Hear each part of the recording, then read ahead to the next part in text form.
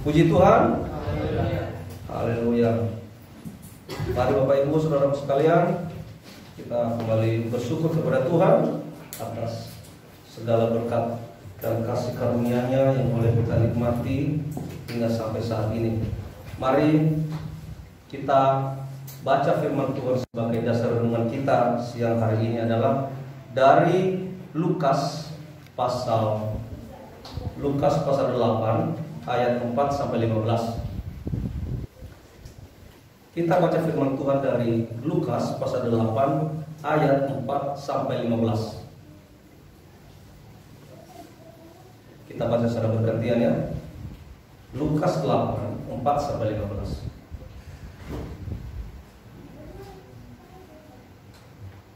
Kalau sudah ketemu katakan amin. Amin.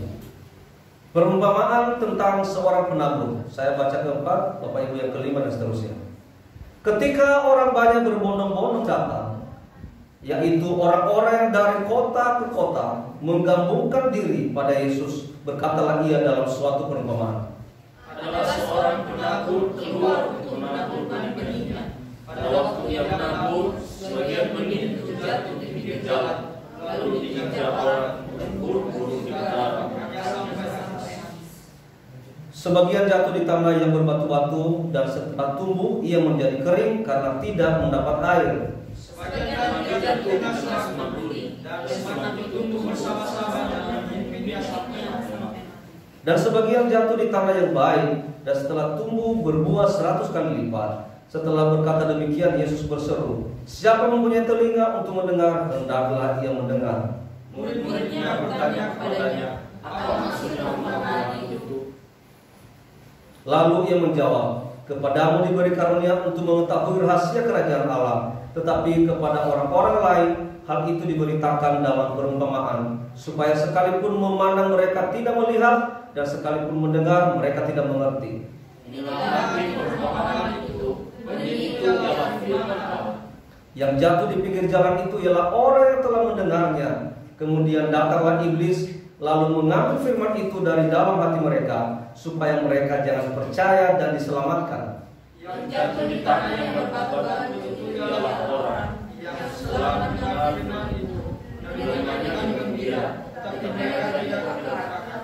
Mereka percaya sebentar saja, dan semakin mereka mentah.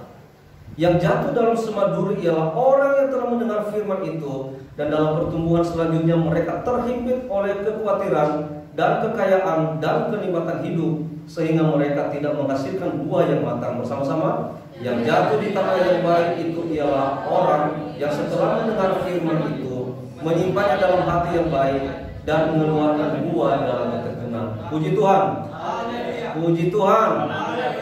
Bapak Ibu yang dikasihi Tuhan, saya angkat tema dari firman ini adalah tanah yang baik.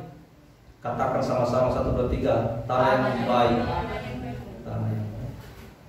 Kalau kita bicara tanah, tanah itu sebaik-baiknya tanah, kalau ditaburin biji yang tidak baik, maka tetap aja tidak akan berbuah. Sebaik-baiknya juga biji, kalau tanah itu tidak baik, maka tetap juga itu tidak akan berbuah. Intinya apa? Harus memiliki tanah yang baik dan biji atau sumber tanaman yang baik. Bagaimana caranya supaya memiliki tanah yang baik? Maka ya biasa ya, kita yang sudah terbiasa di kampung, yang sudah paham namanya sawah atau kebun. Supaya tanah itu baik, maka tanah itu harus digembur-gemburin, diolah, diproses, dicangkul dan sebagainya. Sehingga setelah tanah itu gembur, ya dikasih pupuk, lalu ditaburin benih, maka benih itu akan cepat bertumbuh dan dia akan berbuah. Nah, saudaraku sekalian, mari kita melihat perumpamaan Tuhan Yesus tentang penabur yang menabur biji di berbagai model tanah.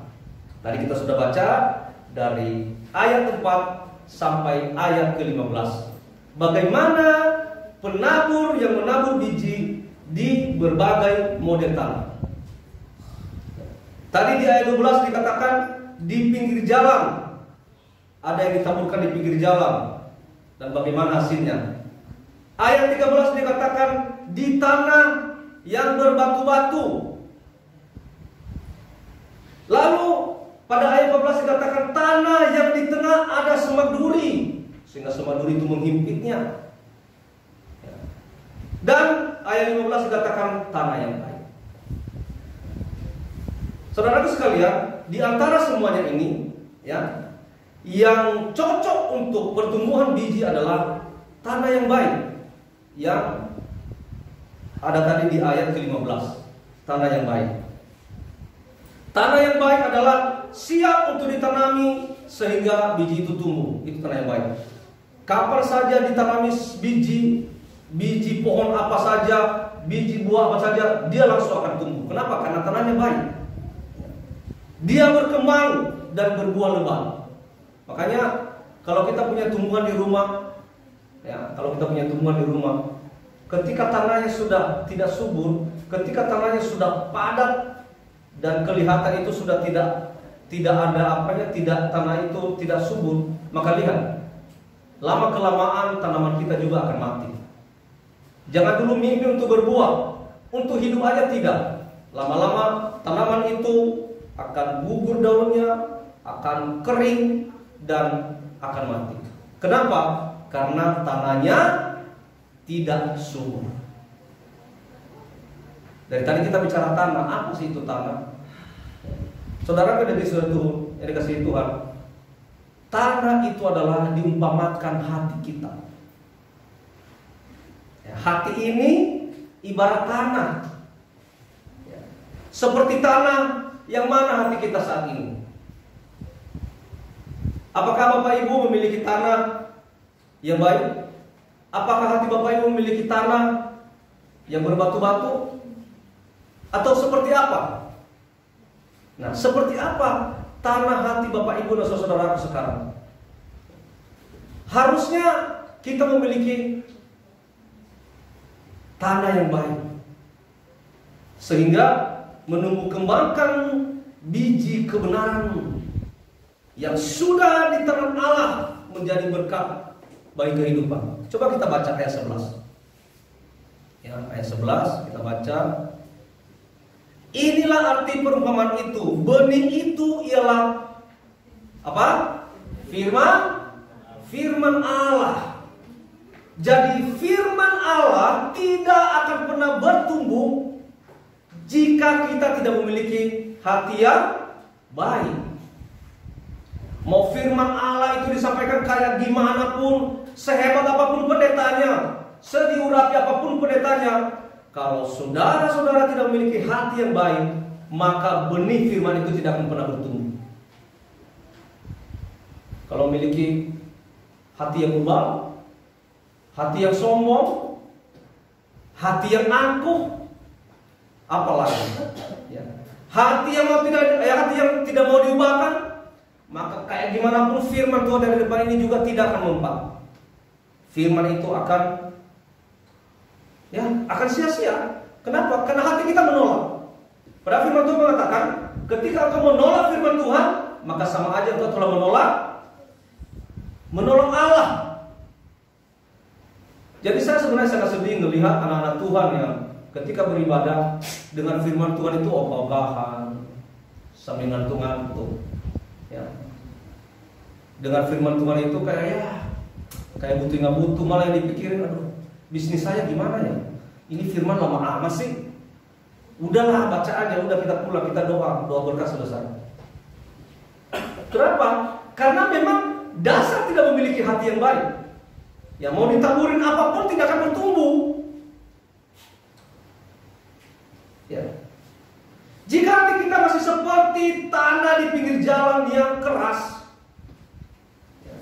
masih seperti tanah berbatu yang tidak kuat dengan godaan. Kalau kita punya hati seperti tanah berbatu yang tidak kuat dengan godaan, ya, digoda sedikit pun, digoda dengan kekayaan, tergoda. Digoda dengan jabatan, tergoda. Apalagi digoda dengan perempuan, tergoda. Digoda dengan laki-laki, tergoda. Kenapa? Karena emang hatinya itu masih di tanah yang berbatu.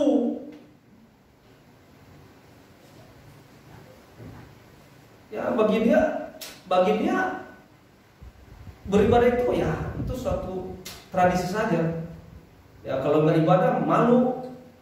Apa kata orang di luar sana kalau saya ibadah? Wah, orang Kristen tapi nggak pernah ke gereja. Udahlah ke gereja aja. Padahal dia tidak memiliki hati yang baik. Jadi dari depan ini hamba Tuhan begitu semangatnya berkhotbah menyampaikan firman Tuhan, tetapi karena dasar hatinya bebal, maka benih kebenaran itu pun tidak akan pernah bertumbuh. Saya berdoa, saudara-saudara di tempat ini, yang ada di ruangan ini, semua memiliki hati yang baik. Amin. Amin. Puji Tuhan. Haleluya. Masih seperti tanah bersemak duri yang penuh ketakutan. Nah, kalau hati kita sama seperti benih yang ditaburkan di dalam tanah yang dihimpit oleh semak duri, penuh dengan ketakutan. Nanti kalau saya habiskan waktu saya untuk ibadah, bagaimana kalau ada bisnis saya? Lepas di bisnis saya. Kalau saya nanti waktu saya habis untuk ibadah, bagaimana nanti dengan pacar saya? Nanti kata pacar saya, kok kamu gak ada waktu untuk saya?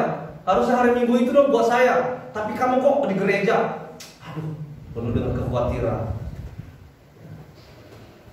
Yang penting kalau hatinya masih dihimpit oleh semak duri, maka mau ditaburin juga benih kebenaran di situ, tidak akan pernah berbuah. Tadi pagi waktu saya menyampaikan firman Tuhan kepada anak-anak muda, saya mengatakan begini: bagaimana pandangan Abraham dengan Lot ketika mereka berpisah? Abraham bilang sama Lot, udahlah Lot, kita ini bersaudara, gak usah kita bertengkar. Silakan layangkan matamu, kamu pilih mana tanah yang kamu mau. Ya, akhirnya si Lot memilih tanah yang di Yordania, Sodom dan Gomora. Wah, uncle, paman, ini tanahnya ini subur, airnya bagus, rumputnya hijau. Sepertinya kalau saya memilih tanah ini, maka domba-domba saya, ternak-ternak saya semua akan gemuk-gemuk, akan sehat-sehat. Udah, kata Abraham, oke silakan. Maka teruskanlah kehidupanmu di situ selama-lamanya. Abraham pikirannya tidak terfokus kepada hal yang dunia.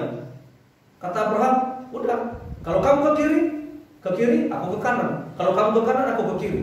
Abraham itu sudah pasrah. Kenapa? Karena Abraham tidak percaya walaupun itu dilihat subur, tapi kalau Tuhan bilang enggak, ya enggak. Kalau kamu memilih itu, ya udah, saya memilih ini. Akhirnya apa? Setelah dia memilih itu, ternyata di tanah itu, di wilayah Yordania, Sodom dan Gomora itu ada orang-orang Faris yang berbuat dosa yang sangat dibenci oleh Tuhan. Setelah itu diambil oleh Lot, maka tanah itu dilululantakkan oleh Allah, ya, dimusnahkan oleh Allah. Dan akhirnya apa? Semua apa yang dimiliki oleh Lot hancur dulu semua. Mana yang dipilih Abraham? Selalu diberkati oleh Tuhan. Kenapa? Karena dia fokus selalu dengan hal-hal yang surgawi. Dia selalu fokus kepada Tuhan. Dia katakan, dia percaya bahwa dimanapun tanah saya injak pasti akan subur. Amin? Amin. Karena Tuhan selalu bersertaku. Tapi Lot selalu khawatir. Saudara sekalian, mana hatimu? Apakah kau memiliki hati yang baik untuk ditaburin oleh kebenaran? Atau kamu hanya percaya dengan apa yang kamu lihat saat ini? Orang-orang di luar sana yang tidak pernah ibadah, mereka penipu, pembohong, tapi kok kaya-kaya ya. Saya yang sering ibadah ini, yang suka melayani, tapi kok hidup saya seperti ini. Kayaknya lebih enak deh mereka seperti mereka. Udahlah, saya seperti mereka saja. Halo, perhatikan. Itu pandangan Lot. Pandangan kita yang selalu memandang hal keduniawian, itu adalah pandangan Lot yang mengatakan itu subur, tanahnya baik, domba-domba saya, ternak saya pasti akan gemuk-gemuk kalau saya memilih tanah ini. Kalau saya jadi mereka seperti mereka yang tidak pernah beribadah, kalau saya seperti mereka yang suka korupsi, suka menipu, suka berbohong, mungkin saya juga bisa kaya seperti mereka. Ingat, Tuhan sedang menyediakan hukuman bagi orang-orang seperti itu. Kita di tempat ini yang sudah mengambil keputusan untuk melayani Tuhan, yang sudah mengambil keputusan untuk datang selalu bersekutu dengan Tuhan, Tuhan sedang menyediakan upah bagi kita. Amin. Amin. Puji Tuhan. Kita diajar untuk menggemburkan tanah hati kita. Sekalipun itu sakit seperti tanah yang dicangkul. Bagaimana caranya supaya benih itu bisa bertumbuh dalam hatimu? Kita diajar untuk menggemburkan tanah hati kita. Ketika digemburkan itu pasti sakit rasanya. Coba tanah itu ketika dicangkul. Kalau tanah itu bisa bicara, kalau bisa ngomong, dia teriak. Pas dicangkul sama Pak Guru, teriak sakit. Dicongkel-congkel, digemburin. Kalau dia bisa teriak itu, dia teriak sakit. Tapi setelah selesai digemburin, maka tanah itu akan menjadi tanah yang subur. Amin. Maka ditanami apa saja, maka benih itu akan berbuah. Jadi untuk menjadi baik memang perlu diproses. Untuk menjadi baik perlu digemburin, perlu dibentuk. Kalau kau tidak mau menjadi apa-apa, ya udah, jangan mau dibentuk, jangan mau diproses. Jahat aja. Orang jahat itu kan orang yang tidak mau dibentuk. Nah, harus mau dibentuk, harus mau diproses, supaya benih firman Tuhan itu bisa bertumbuh dalam hati kita. Ketika hati kita baik dan siap ditanami biji kebenaran firman Allah, yakinlah bahwa hidupmu itu akan berbuah. Ya. Nanti buahnya akan dipetik dan itu berguna untuk kehidupan. Makanya coba lihat saudaraku sekalian, ada memang yang kita lihat secara instan, orang-orang ini tidak pernah datang kepada Tuhan, tapi secara instan dia kaya. Dia seperti apa ya? Rezekinya itu kayak ditiup gitu loh, kayak ditiup terus saja. Sehingga orang-orang pun bisa iri melihat mereka. Tapi saya ulangi lagi, bagi mereka Tuhan sedang menyiapkan hukuman bagi mereka. Tapi bagi kita yang saat ini sekarang kita berjerih lelah untuk beribadah, berjerih lelah untuk melayani Tuhan, Tuhan sedang menyediakan upah bagi kita. Amin. Yang percaya katakan amin. Amin. Yang percaya katakan angkat tangan. Amin. Jangan kendor untuk beribadah, semangat. Kemarin habis kita doa pagi, sini semua ada saksinya, pengurus semuanya. Kita langsung jenguk Pak Amajos yang sedang sakit. Ya. Usianya masih muda, masih di bawah saya, stroke. Kita jenguk. Dia sangat sedih sekali melihat kita. Apa katanya? Dia pakai dalam bahasa Nias. Merasa. Lebot asa. Kenapa? Yang tadinya dia kesana kemari bisa jalan, kesana kemari dia bisa pergi ke teman-temannya, pergi ke rumah saya, pergi ke rumahnya Pak Guru, aja bercanda-bercanda. Sekarang sudah terkapar di atas kursi roda. Sekarang dia punya semangat untuk ingin melayani Tuhan, tapi sekarang sudah terbatas kekuatannya.